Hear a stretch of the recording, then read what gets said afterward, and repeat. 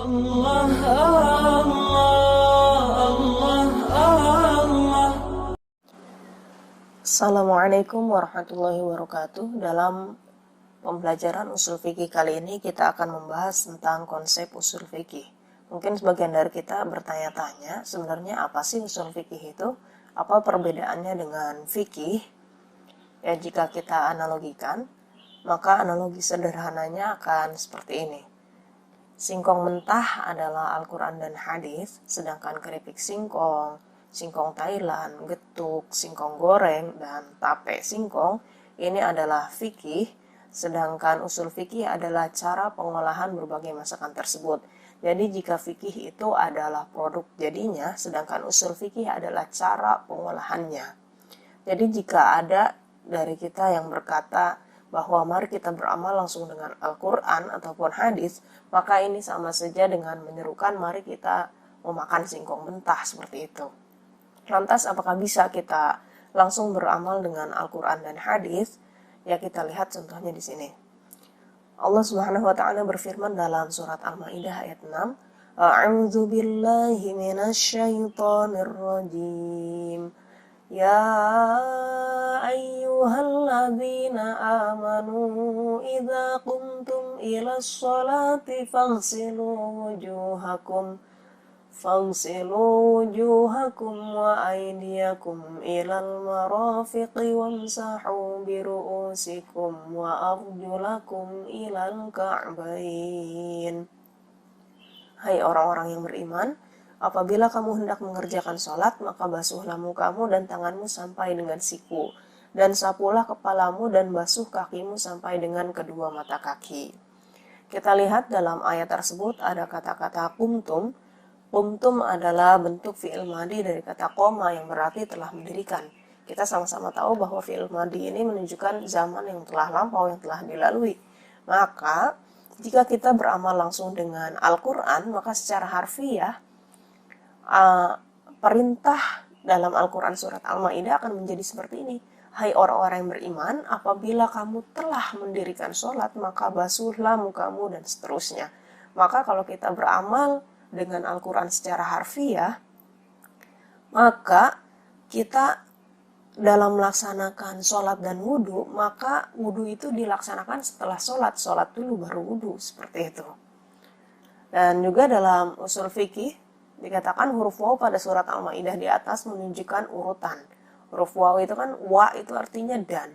Sedangkan kalau dalam kita berbicara, misalkan Budi dan Zaid datang ke rumah, apakah menunjukkan Budi dan Zaid datang ke rumah itu Budi dulu yang datang, lantas kemudian baru Zaid yang datang? Tidak seperti itu kan? Tapi dan itu diartikan ya secara berbarengan. Budi dan Zaid datang ke rumah, artinya adalah Budi juga Zaid itu secara berbarengan datang ke rumahnya, tidak berurutan.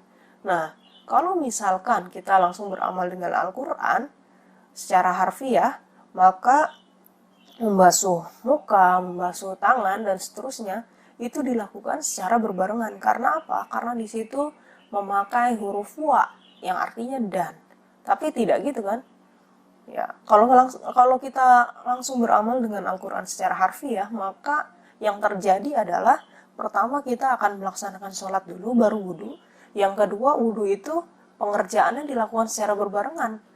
Membasuh muka, membasuh kedua tangan, dan seterusnya itu dilakukan secara berbarengan. Enggak sekalian aja nyebur ya. Seperti itu. Kemudian, jika beramal langsung dengan hadis, bagaimana? Ya, kita lihat contohnya di sini. Anan Nabi sallallahu alaihi wasallam kana yusbihu junuban thumma yaghtasilu wa yasumu, bahwa Nabi ketika masuk waktu subuh dalam keadaan junub, kemudian Nabi itu langsung mandi dan menjalankan puasa.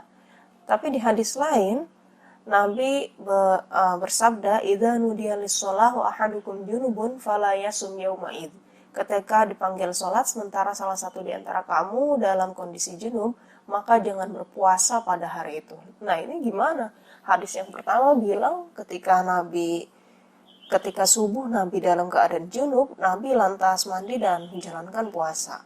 Tapi di hadis lain, Nabi bilang ketika masuk sholat subuh sementara dalam kondisi junub, maka jangan berpuasa. Di satu sisi, di satu hadis Nabi menjalankan puasa, tapi di satu hadis yang lain Nabi melarang untuk berpuasa. Sebenarnya gimana kan? Rancu seperti itu.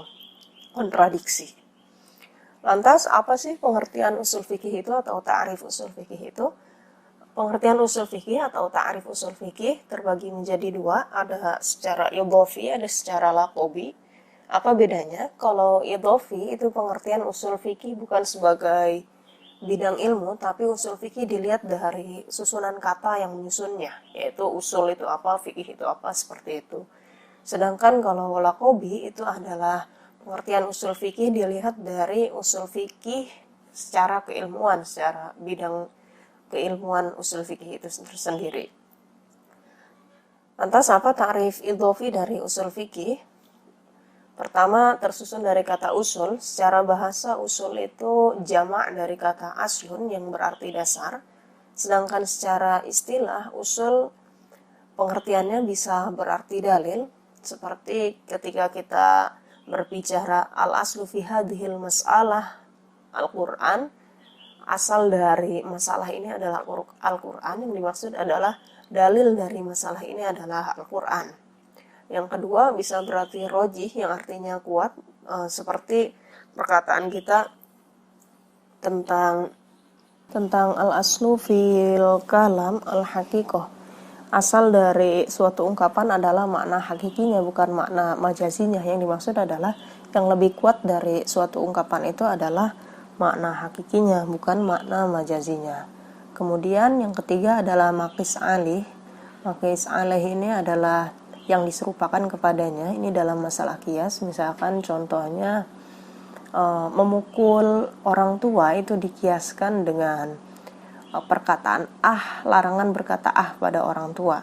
Nah, berkata itu adalah maqis alaihnya, atau dalam bab qiyas itu disebut usul, sedangkan memukul orang tua itu adalah maqisnya, atau dalam qiyas itu disebut furu', seperti itu. Yang keempat atau yang terakhir, usul secara istilah adalah kaidah mustamirah atau kaidah yang terus berlangsung. Contoh misalkan kebolehan memakan bangkai ketika keadaan darurat itu tidak menjalahi kaidah mustamirahnya, yaitu kullu maitah haramun, setiap bangkai itu adalah haram. Kemudian fikih secara bahasa adalah pemahaman yang mendalam. Secara istilah adalah al-ilmu bil ahkami syar'iyyatil amaliyatil al-muktasabi min adillatihat tafsiliyah. Ilmu yang membahas hukum syara yang berhubungan dengan perbuatan yang diperoleh melalui dalil secara terperinci. Jadi, ta'rif idhofi dari usul fikih adalah seperti itu. Sedangkan ta'rif laqabi dari usul fikih adalah ma'rifatu dalailil fiqhi ijmaliyatan wa kaifiyatil istifadati minha wa halil mustafid. Mengetahui dalil-dalil fikih secara global dan cara mengambil faidah dari dalil tersebut, serta mengetahui keadaan orang yang menggunakannya atau mujtahid. Ya, di sini mengetahui dalil-dalil fikih secara global yang dimaksud adalah baik itu dalil fikih yang disepakati, yang muttafaq, maupun yang tidak disepakati atau mukhtalaf. Yang muttafaq itu seperti Al-Quran, hadis, ijma, dan qiyas. Sedangkan yang mukhtalaf, yang tidak disepakati adalah seperti istishab, syar'un maqoblana, sadud dzari'ah, dan sebagainya. Cara mengambil faidah dari dalil-dalil tersebut, ini berarti dengan cara mempelajari apakah suatu lafaz itu apakah am, khos, nasih, mansukh, mutlak, muqayyad, dan seterusnya. Kemudian serta mengetahui keadaan orang yang menggunakannya atau mujtahid. Ini berupa syarat-syarat menjadi mujtahid, tingkatan-tingkatannya, dan sebagainya. Itu adalah ta'rif laqabi usul fikih. Kemudian objek pembahasan usul fikih itu apa saja? Ada 3. Yang pertama dalil-dalil fikih secara global, yaitu yang telah disebutkan tadi ya. Baik itu dalil fikih yang muttafaq, Al-Quran, sunnah, ijma, dan qiyas, maupun yang mukhtalaf seperti istishab, saddu dzari'ah, dan sebagainya. Yang kedua adalah tentang hukum syara'. Hukum syara' ini baik itu hukum yang taklifi maupun yang wad'i. Yang ketiga adalah metode pengambilan hukum. Metode pengambilan hukum ini apakah diambil langsung kepada Al-Quran dan hadis dengan cara-caranya, berarti dengan cara berijtihad, ataupun taklid, yaitu dengan cara mengikuti perkataan para mujtahid. Seperti itu.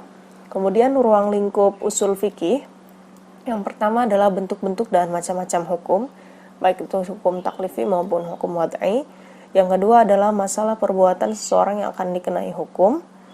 Apakah perbuatannya itu bisa ia lakukan ataupun tidak. Yang ketiga, pelaku suatu perbuatan yang akan dikenai hukum, apakah dia itu mukallaf ataupun tidak. Kemudian keadaan atau sesuatu yang menghalangi berlakunya hukum, apakah itu awaridus sawmawiyah ataupun awaridul muktasabah. Kemudian masalah istinbat dan dalil, yaitu cara-cara mengistinbat hukum. Kemudian masalah ra'yu, ijtihad, ittiba' dan taklid. Dan yang terakhir adalah masalah adillah syar'iyah, yaitu yang tadi, yang mutafaq ataupun yang mukhtalaf. Ya, terima kasih, demikian dari saya. Kurang lebihnya mohon maaf. Wassalamualaikum warahmatullahi wabarakatuh.